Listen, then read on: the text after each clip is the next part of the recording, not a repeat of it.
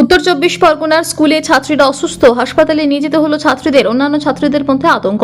সন্দেশখালী রাজবাড়ী এলাকার ফুলমণি আদর্শ বিদ্যা মন্দিরের ঘটনা। স্কুলে আজ ছাত্রীরা যখন স্কুল ঘরে ক্লাস করছিল সেই সময় একে একে ছাত্রীরা অসুস্থ হতে শুরু করে।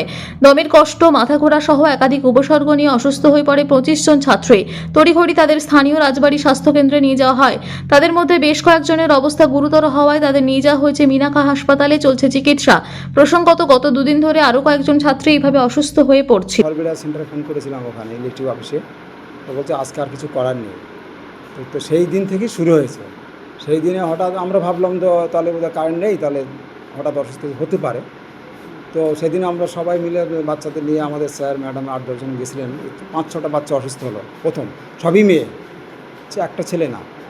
তো সেদিন দেখার পরে আমরা টিচাররা সবাই থেকে 2-4 জন গিয়ে ওদেরকে বিভিন্ন জায়গায় হসপিটালাইজ করলাম। প্রথমে রাজবাড়ি, যাদের রাজবাড়ি হয়নি তাদেরকে মিনাখায় নিয়ে যাওয়া হলো, ওখান থেকে চিত্তরঞ্জন।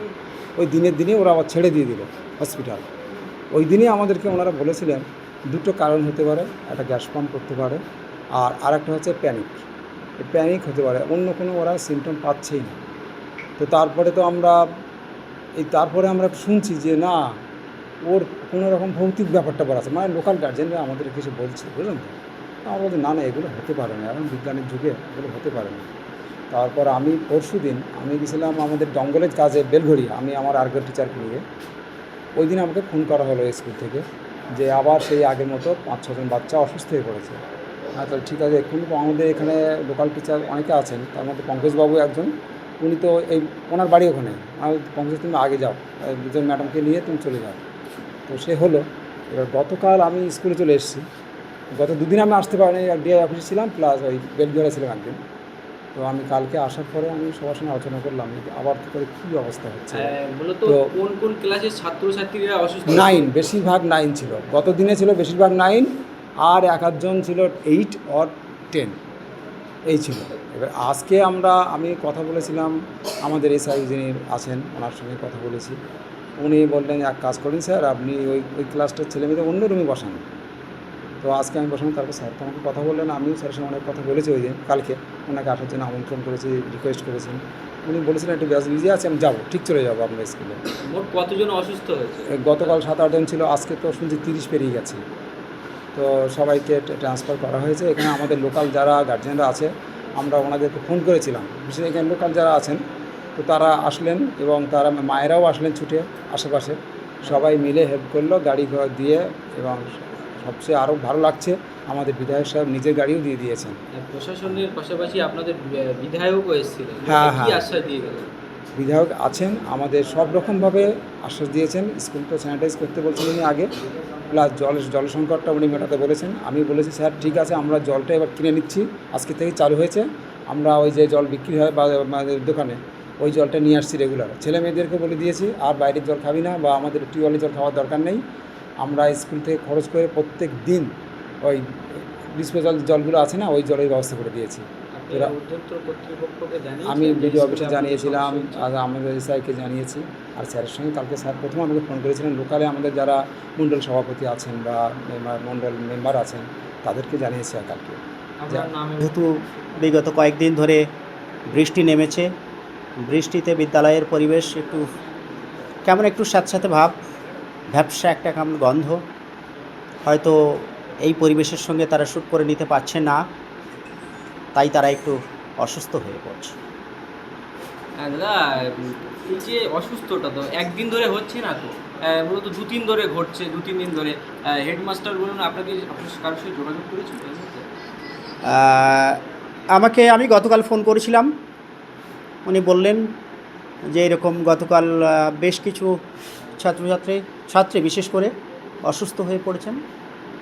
তো আমি ভাবলাম একবার আজকের ভিজিটে আসি, তা আজকের বেরিয়েছিলাম, কিন্তু বেশ কিছুটা দূর আসার পরে আমি জানতে পারলাম যে বিদ্যালয়ের বেশ কিছু সংখ্যক, অর্থাৎ প্রায় 12-13 জন ছাত্রী তারা অসুস্থ হয়ে পড়েছে। এমনকি এখানে অ্যাম্বুলেন্স ছিল না, 2-1টা হয়তো ছিল, তাতে সব বাচ্চাকে মিনাখায় পাঠানো সম্ভব হয়নি। আমি যে গাড়িতে করে এসেছিলাম সেটা তাদেরকে সেই গাড়িতে তুলে তাদেরকে মিনাকা হসপিটালে পাঠাবার ব্যবস্থা করেছি। পুলিশ আধিকারিকরাও তারাও ছিলেন, তারাও সহযোগিতা করেছেন। এছাড়াও যারা অভিভাবক, এলাকার মানুষ যারা আছে, আমার যে কর্মী ভাইয়েরা, প্রত্যেকের সহযোগিতায় বাচ্চাদেরকে মিনাকা হসপিটালে পাঠানো হয়েছে। আপাতত এই পর্যন্ত আমার কাছে সংবাদ আছে তারা সুস্থ আছে। আমরা দেখছি যদি কিছু বিদ্যালয়ের কিছু কোথাও যদি কিছু ঘাটতি থেকে থাকে সেটা আমাদের বিদ্যালয়ের প্রধান শিক্ষক আছেন, উনি বলবেন। আর এর পাশাপাশি আস্তে আস্তে আমরা স্যানিটাইজ করে বিদ্যালয়টাকে সুস্থ পরিবেশ তাদের ফিরিয়ে দিচ্ছি। অসুস্থ হওয়ার কারণটা কি, সেটা কি? আর সেটা এই মুহূর্তে আমার কাছে তেমন কোনো তথ্য নেই। সেটা মিনাকা হসপিটালে ডক্টর সাহেবদের সঙ্গে কথা বললে আশা করছি অসুস্থর যে কারণটা, সঠিক কারণটা আমরা পেয়ে যাবো আর কি। একটা বিষয় উঠছিল যে পানীয় জলের একটা সমস্যা হলে হতে পারে, তেমন কিছু বুঝতে পেরেছি? আর সেটা একটা থাকলে থাকতে পারে, তার ইঞ্জিনিয়ার। শেখ রতনের রিপোর্ট, পিবি নিউজ।